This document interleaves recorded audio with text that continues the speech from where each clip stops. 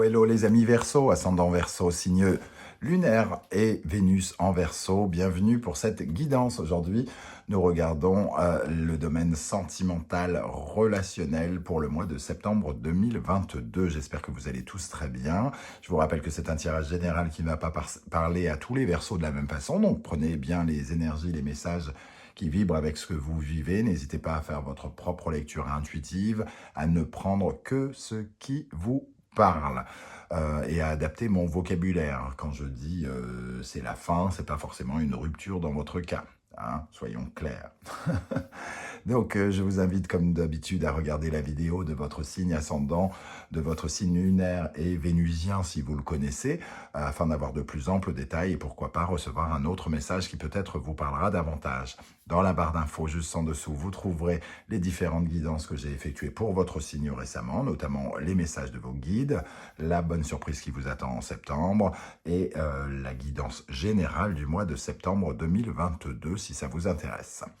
Voilà, on va pouvoir commencer. Dans la barre d'infos, pardon, si jamais vous avez besoin de renseignements pour les tirages personnalisés, vous trouverez également mon adresse email, très important.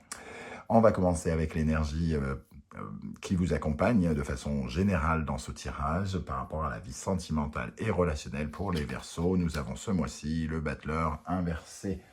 Le battleur inversé nous parle de quelque chose qui est peut-être un peu instable, un peu difficile à commencer, hein, entre guillemets. Alors, soit vous avez fait une rencontre récemment et ça part déjà un peu en eau de boudin, ou soit vous voulez faire un projet en couple dans votre vie et que pour l'instant, le démarrage commence doucement. On nous parle peut-être d'une rencontre, mais qui a tendance à se tarder à se concrétiser. Hein. Ici, on n'arrive pas vraiment à commencer. On s'est peut-être rencontré sur Internet, mais on n'arrive pas à se voir, par exemple. Quelque chose comme ça. Il peut y avoir une période de détérioration pour certains couples, notamment peut-être des jeunes couples.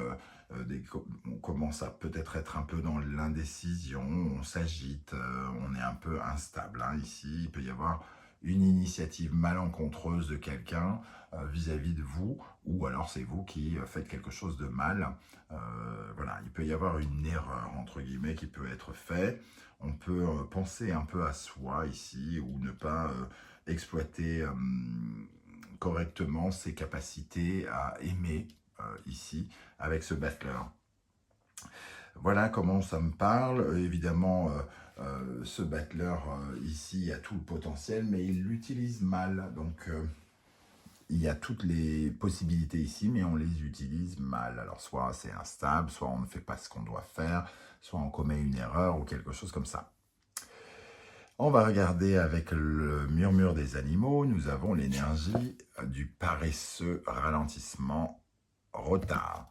Alors, dans le domaine sentimental et relationnel, il semble que les choses ne prennent pas le chemin que vous aimeriez. Soit vous allez, soit cette carte nous dit que vous allez trop vite et qu'il faudrait absolument ralentir parce que sinon vous allez droit dans le mur, ou au contraire que les choses n'avancent pas du tout correctement et que en fait ça vous oblige peut-être à forcer un peu les choses. Soit vous venez de rencontrer quelqu'un et donc vous ne vous voyez pas, hein, entre guillemets, parce que vous habitez à quelques kilomètres et que vous avez des agendas remplis, par exemple. Le paresseux nous dit c'est peut-être le moment de lui donner un rendez-vous pour voir ce que ça vaut. Voilà, forcer les choses. Il peut y avoir cette notion. Ou alors, si vous venez de faire une rencontre, au lieu de vous précipiter, au lieu de mal utiliser les choses et de mettre une certaine forme de pression, c'est-à-dire que le battleur, il est ici dans cette position, il ne fait pas bien les choses. Donc, soit vous pressez trop les choses, vous ne prenez pas le temps de le connaître, vous n'utilisez pas le temps, finalement, pour construire quelque chose. Et il est possible de cela, ou alors vous êtes paresseux, dans le sens littéral de l'animal, c'est-à-dire que quelqu'un vous appelle en vous disant « ce serait bien qu'on se rencontre » et vous êtes occupé à votre vie de tous les jours et vous êtes paresseux vous-même. Et vous ne donnez pas suite, pardon. Avec la deuxième énergie, nous avons le rouge-gorge, renouveau. Donc, on voit qu'il y a un début compliqué et que cette nouveauté va se remettre en place. Donc, soit on corrige ce qui doit être corrigé, soit on balance ce projet pour aller vers autre chose, vers de la nouveauté, hein, en tout cas. On sent que ce rouge-gorge ici, il attire de nouvelles choses. Peut-être qu'on force quelque chose pour que on se sent obligé de forcer les choses pour que ça bouge, hein, et que ça devienne nouveau, que cette nouveauté se mette en place dans les couples ou dans la vie. Il peut y avoir des retards dans des projets en commun, dans des couples, hein, et qui peuvent inquiéter ou stresser, être un peu instables, mais on voit ici que peut-être vous trouverez des solutions en forçant un peu les choses. À quelle énergie vous allez tourner le dos, les amis? Verseau, dans le domaine sentimental et relationnel, l'ermite. L'ermite, il se sent seul. Alors déjà, ça peut être une indication. Si vous vous sentez seul alors que vous avez rencontré quelqu'un, c'est que peut-être il y a un petit souci. C'est que on prend le temps de réfléchir ici et finalement, on est, comment dire, on reste immobile. Il y a quelque chose qui ne bouge pas.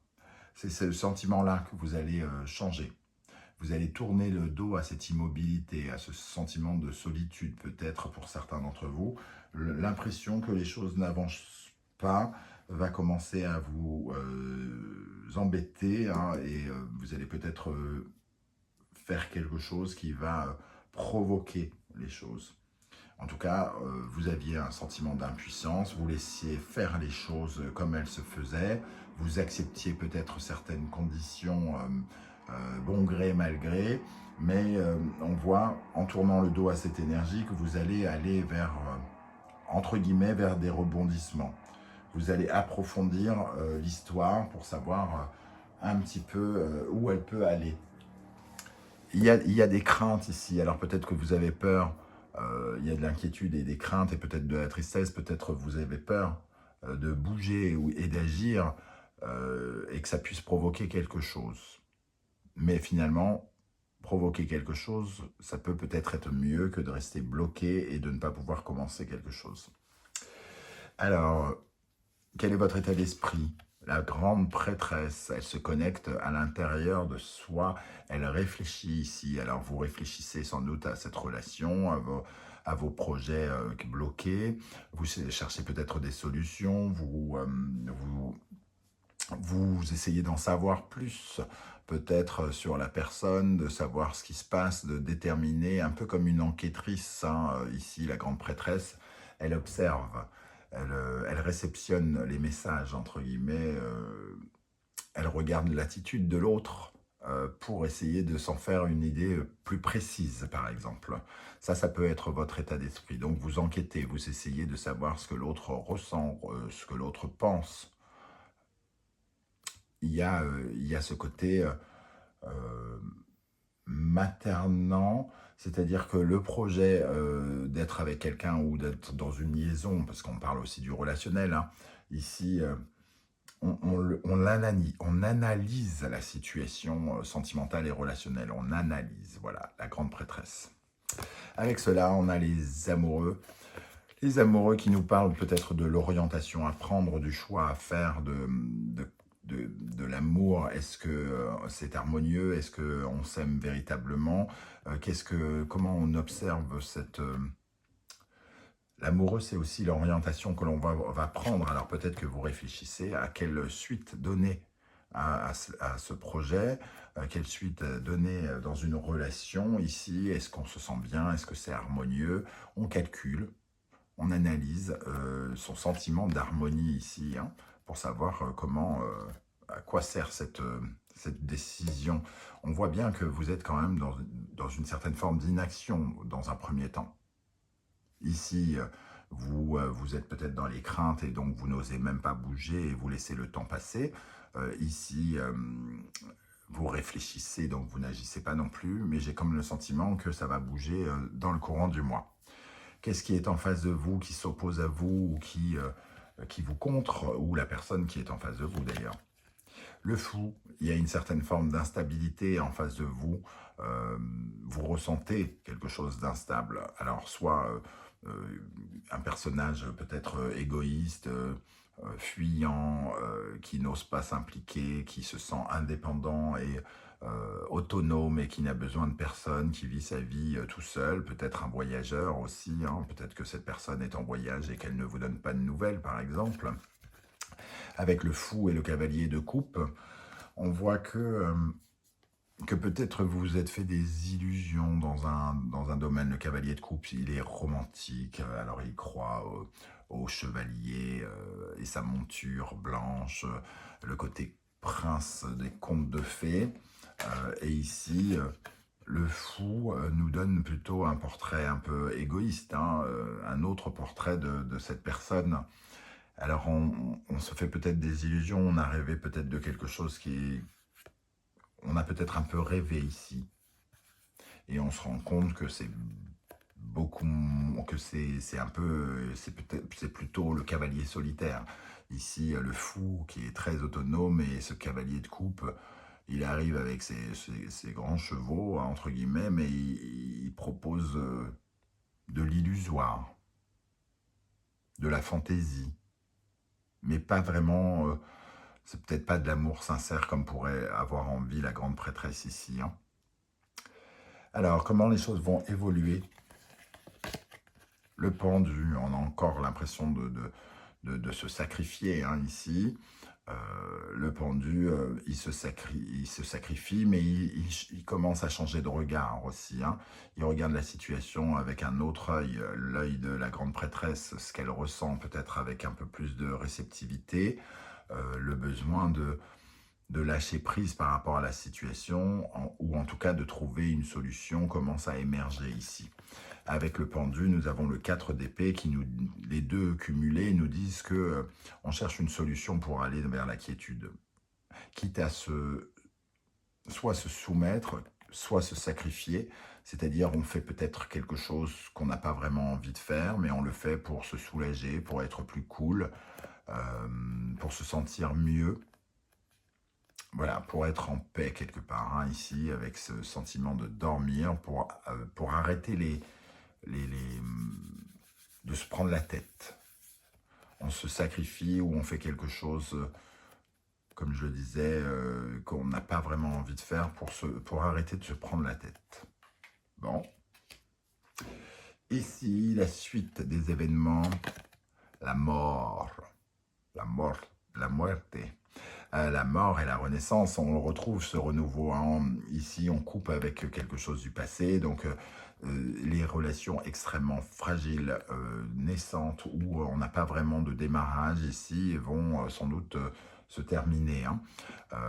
Il y a peut-être un projet qui va être revu et corrigé, entre guillemets, ici, hein. C'est-à-dire que comme ça démarre pas comme il le faut, il faut absolument laisser quelque chose derrière soi, tourner une page et regarder autrement, faire autrement. Ça peut parler dans les couples aussi, hein, mais tous les couples ne vont pas se séparer, donc il y a quelque chose qui peut se faire différemment. On prend une décision qui ne vous enchante pas des masses, ici. On se sacrifie, par exemple, et on décide de changer notre copie. Comme on n'a pas eu gain de cause, peut-être, dans le couple, on change d'opinion, on change d'avis, on change de positionnement.